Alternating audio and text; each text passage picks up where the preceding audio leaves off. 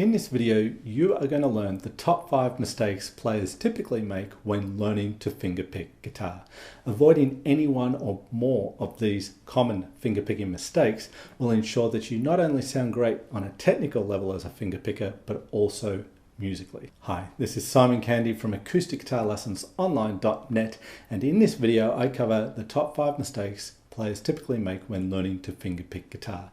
Now, I've seen these mistakes and variations of them made all the time, not just with beginners, but also with intermediate and even advanced fingerpickers. So if you've fingerpicked before, don't switch off, keep watching, because I'm pretty sure you're going to get something from this video. There are always flaws in one's playing, and I know certainly over the years there are things that I've fixed in my own playing. And in fact, one of the tips that we cover early on in this video is something that I was a big proponent of never doing.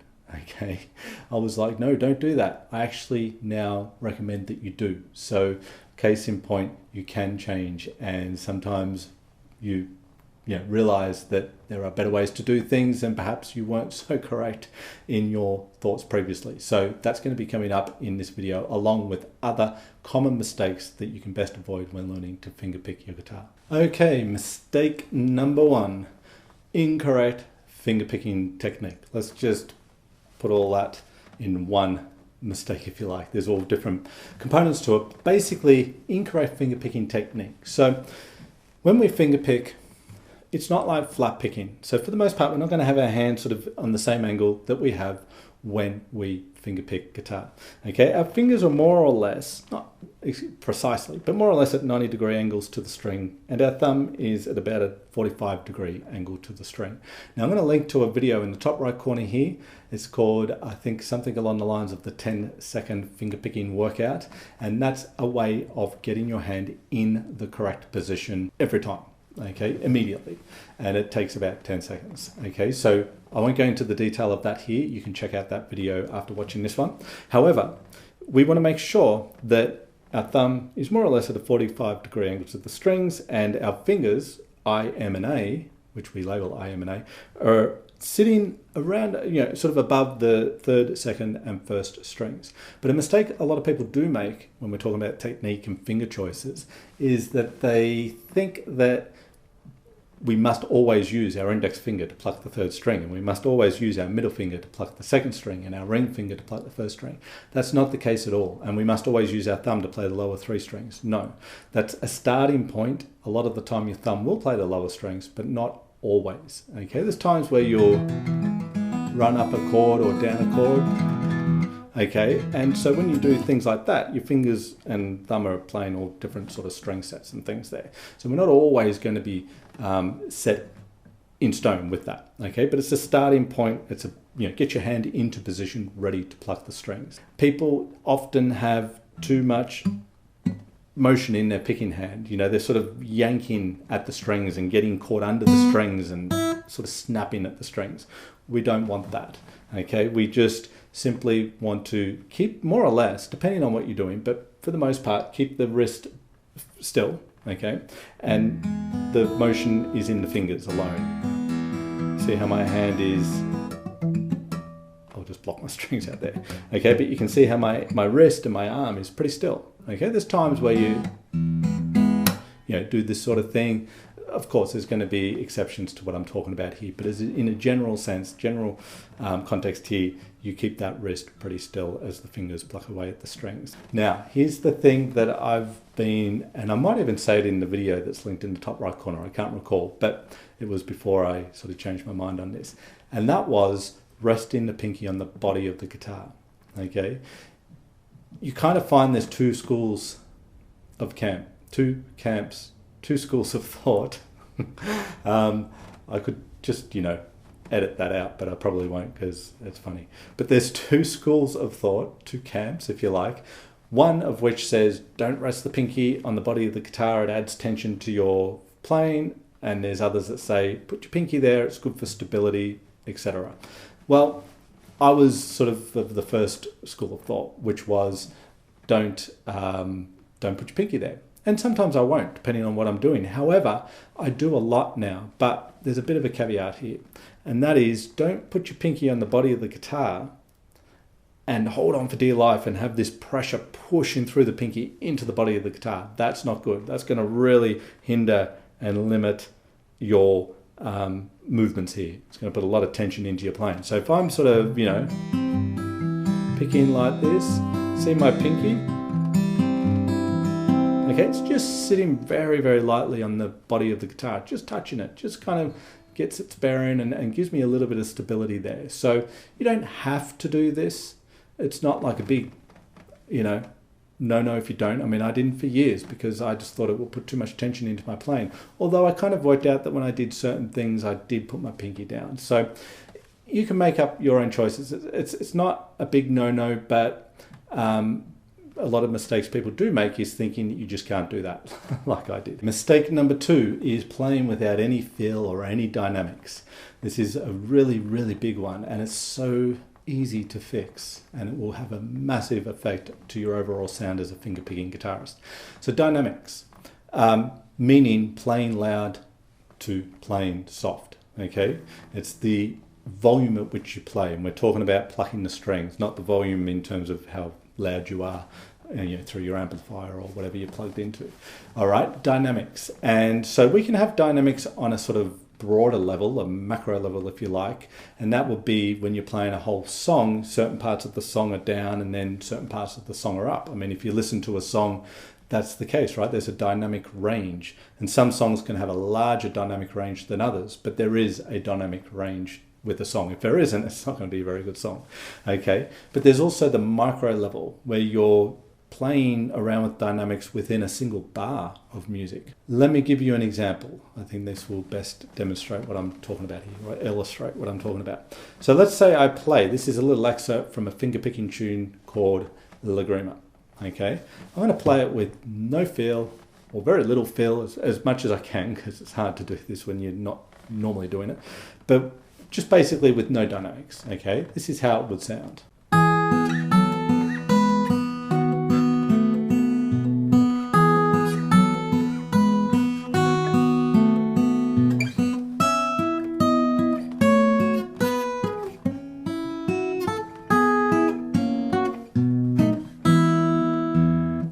Okay, sounds okay, I guess. I mean, it doesn't really. But I mean, you know, technically it's okay. The notes were clear and, you know, it's a nice piece, but everything was just played at one level. If we sort of graphed that in a waveform or had a waveform, it'd be pretty, you know, there's no peaks and troughs. It's pretty lacking feel, lacking, you know, dynamics. So if I was to play the same thing now, taking into consideration dynamics, so not every note's going to be even in volume, and I'll play with the time a little bit too because of the nature of this piece, so rubato, so that's sort of going into the area of the feel of what I'm playing. It sounds more like this.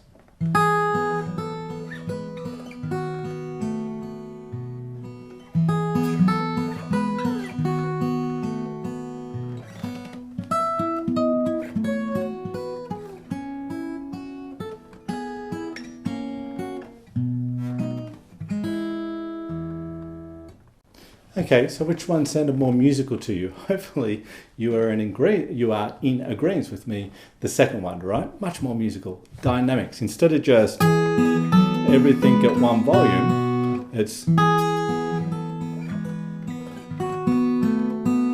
varying that.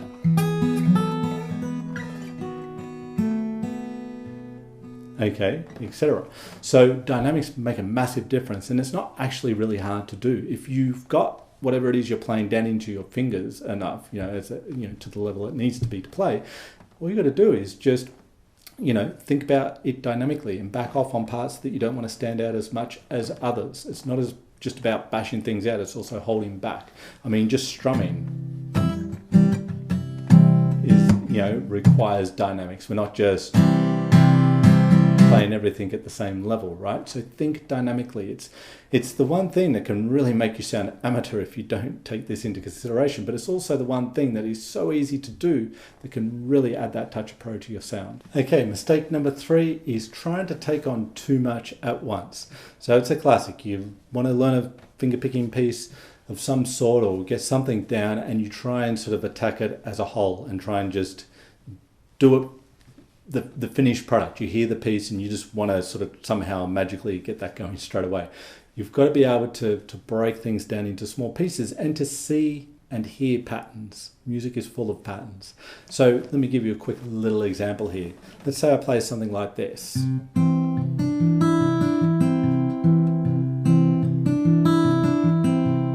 Okay, just a real little small excerpt to make my point here, right?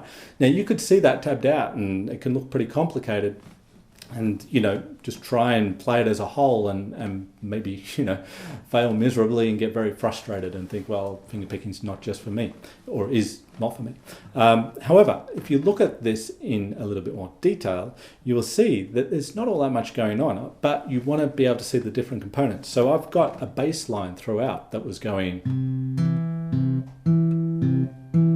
okay, just on the beat, 1, 2, 3, 4, 1, 2, 3, 4. So you would start holding the chord, but just working on that component, just the bass, and realize, okay, it's my thumb just playing strings 5 and 4, alternating back and forth on the beat. 1, 2, 3, 4. Simple enough. And then there was a little melody on top that was just going up and down, okay? From the C to the D on the second string, the open E, and then back down, D to C. And that was being played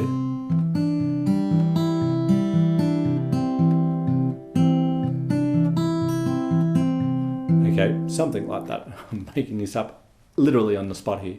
But my point is that you see something like this and you don't see it as a whole, as you're sort of hearing it. You're able to break it down and get the bass going in the thumb. Then you can see, oh yeah, okay, I'm playing this little melody, and you hold the chord shape because you need the chord shape held when you're playing the melody for the finished product here. But you play the melody and then you start, put the two together. Okay, it's very, very brief here. I don't want to go into this too much because we're just talking about one of our mistakes here, but it's the bigger thing of just trying to do too much at once and not breaking things down and seeing the patterns. Music is full of patterns. It makes it very easy to then work on and remember and make sense of. Okay, finger picking mistake number 4 is limiting your finger picking approach. So getting stuck in your ways, thinking that there's only one way, or this is how I do it, and so I'm not going to consider anything else. This is a big mistake, okay? There would be many, many things I would never have done in my playing if I had that attitude. You've got to be flexible. It's not to say you've got to do everything or agree with everything. There's going to be things that work for you and things that don't, but don't be stuck in your ways. Don't be stubborn, okay? Might be a better way of putting this. Don't be a stubborn finger picker, okay? Basically, you could think, there's a proverb that goes something like, for a person with a hammer, everything looks like a nail. Okay, so it's basically meaning that with limited tools, people have apply them inappropriately. For example, there's times where you might want to use a finger pick, okay, or a thumb pick, more the point. So a thumb pick is this guy here, and it goes on your thumb below the nail, and you'll find that a lot of people might try this and go, oh, that feels really foreign, no, don't want it, and dismiss it, when it can be a really useful tool. Now, I'm not saying you've got to use a thumb pick. This is just an example. However, a thumb pick will give you a sound that you will not get without a thumb pick, and is really crucial if you're going to get into Travis picking the style. I've got videos on Travis picking, so I'll link to one in the top right corner right now so you can check that out in a little bit more detail. I'll link to one that's specifically talking about the thumb pick, okay? But there are other ones I've got on the channel too. The thumb pick gives you this sound. Right, it's a very muted sound that you're not get sharp muted sound you're not going to get with just the bare thumb. The bare thumb is going to sound like this. Not the same. It still sounds okay, but it's not the same. So you limit your scope of sound if you decide not to use a thumb pick. Okay, you're not going to use a thumb pick for all occasions, as you'll see in that video I've just linked to, but you will in some if you want. And then you get more separation when you get this nice sharp muted bass with the higher parts of the chord.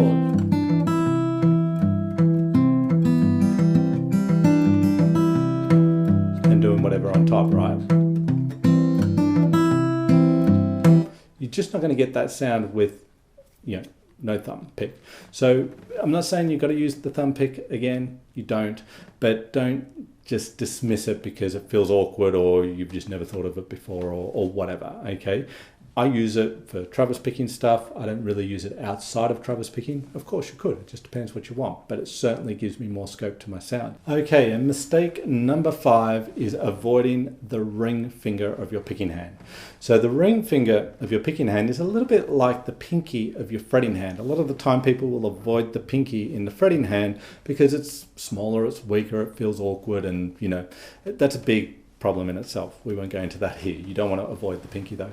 And similarly, you don't want to avoid the ring finger when finger picking because it just limits what you can do with your finger picking. If you're going to develop your fingers, you might as well take them all along for the ride. The pinky, not so much. That can come into play here and there, but certainly your thumb, index, middle, and ring fingers, okay? Can you finger pick and sound good with just thumb, index, and middle? Yeah, you can, but you'll sound better and have more things possible for you using your ring finger. It does feel a little more awkward compared to the index and middle initially. Certainly not always like that, okay? If you bring it into the playing from the get-go or start to from now on, it will soon enough feel pretty natural for you. Now, here's another point that's important here in the fingers. Each finger and the thumb, but let's just talk about the 3 fingers, is a different sound. It's like you've got 4 picks when you're finger picking. Your thumb, your index, your middle, and your ring. They all have a different sound about them. Now, I don't know how well this is going to come across on the video, but if I pluck my top string with my index, it's got a certain tone about it. My middle, it's a bit different. My ring, you can probably notice most with the ring. The ring finger's got that twangy sound. You're not going to get that sound if you avoid the ring finger. It's a great sound. But the middle and the index are warmer sounds. I consider the 3 fingers like a 3-way pickup switch on a guitar, okay? Where you have like the bridge pickup, which is the twangier sound. That's like my ring finger. You got the middle pickup, which is kind of, a bit of a warmer sound. And you got the neck pickup, which is a different tone again. That's like a 3-way switch here with my fingers. And it's maybe we could illustrate this with tremolo picking. Okay, if I tremolo pick, this sort of thing. Okay, on the top, I've got my index, my ring, middle, index, ring, middle, index, and my thumb arpeggiating up and down the chord. But it's not going to sound the same if I'm just using one finger there, and I'm certainly not going to be able to do this sort of thing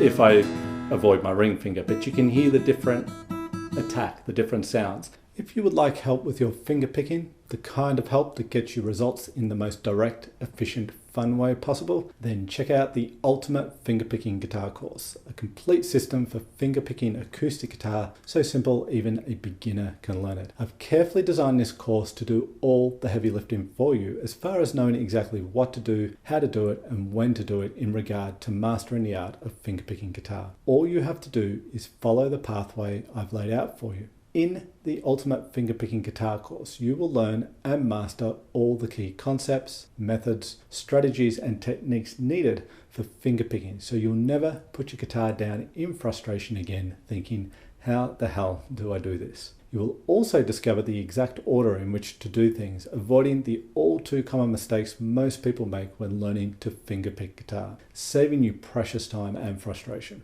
Have your hand held every step of the way with the Ultimate Fingerpicking Guitar course. It will take you from wherever you are at right now with your fingerpicking to where you would like to be, enjoying every part of the process along the way. So click the link in the description below the video and check out the Ultimate Fingerpicking Guitar course. Let me know in the comments below this video what acoustic guitar topics you'd like to see me cover in future videos. Let me know about the mistakes. Are there ones I'm not talking about here? I mean, there are.